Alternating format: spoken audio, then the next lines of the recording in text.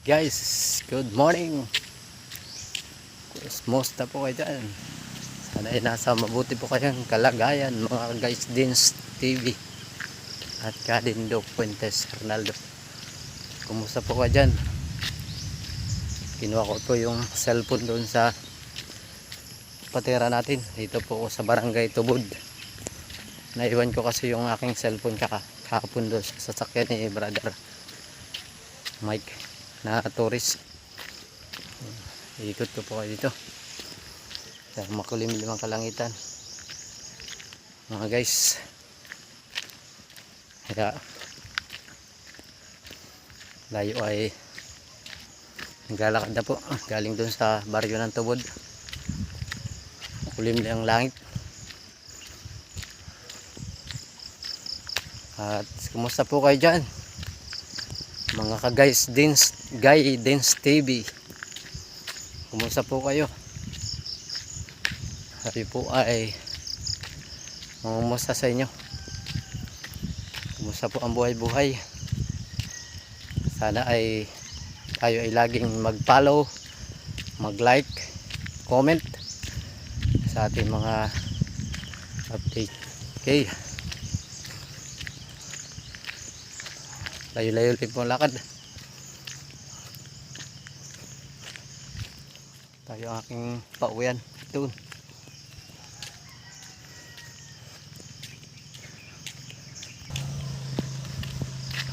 Ano po ang ginagawa natin dyan mga ka-guys Dins TV? Kumusta po kayo? Ito po tayo sa umagang ito ay naglalakad. Punto po doon sa aking tinitirahan. Update po tayo sa ating vlog. Yan.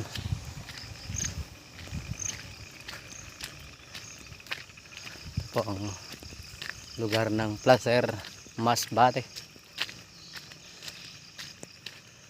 Alam po natin bukid talaga siya. Ito po ako naka-assign sa lugar na ito mga ka-guys din CV. At thank you sa Panginoon na tayo ay ginising,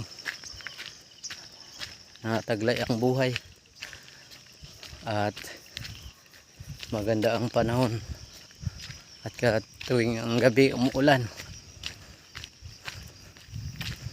Kumusta po kayo dyan ang aking mga magulang? Si Papa Ador Arnado Gernaldo at sa aking mama Adelina Puentes Ronaldo, sa aking mga kapatid. Kumusta po kayo dyan? Shoutout po sa aking mga followers. Shoutout po sa kay Sir Milpran Puentes Francisco. Kumusta po? Kumusta po kayo dyan?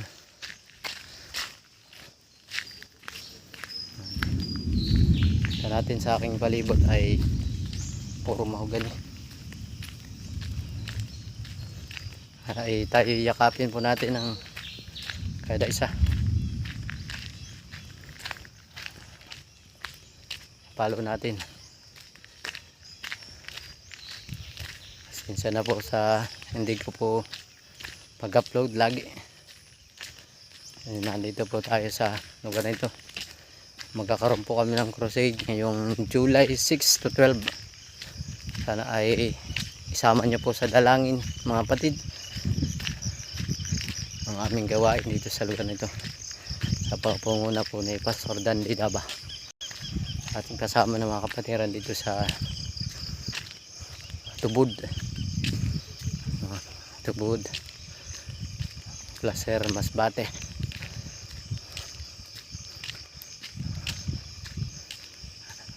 Makahingal maglakad.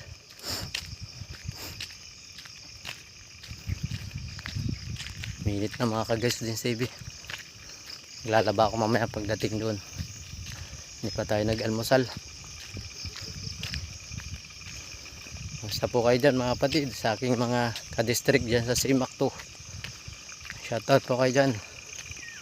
Shoutout po sa aming president na si Mulin Lourdes Rabadon, si Miss Linlo.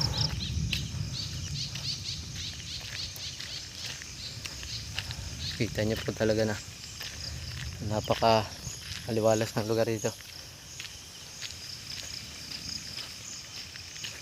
First time ko po dito makarating sa lugar nito ng Tubod.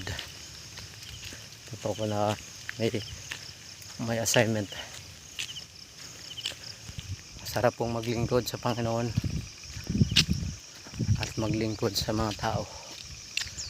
Nating gawain ang pagpapahatid ng salita ng Panginoon, ang ebanghelyo ng katotohanan na siyang iniwan ng Panginoon para sa kanyang mga lagad at para sa ating kapanahunan niya yan. Kaya hanggang dito na lang po, at salamat sa inyong walang sawa na pagsuporta at sa aking panunood sa aking munting bahay. Sa 11,600 na po tayo.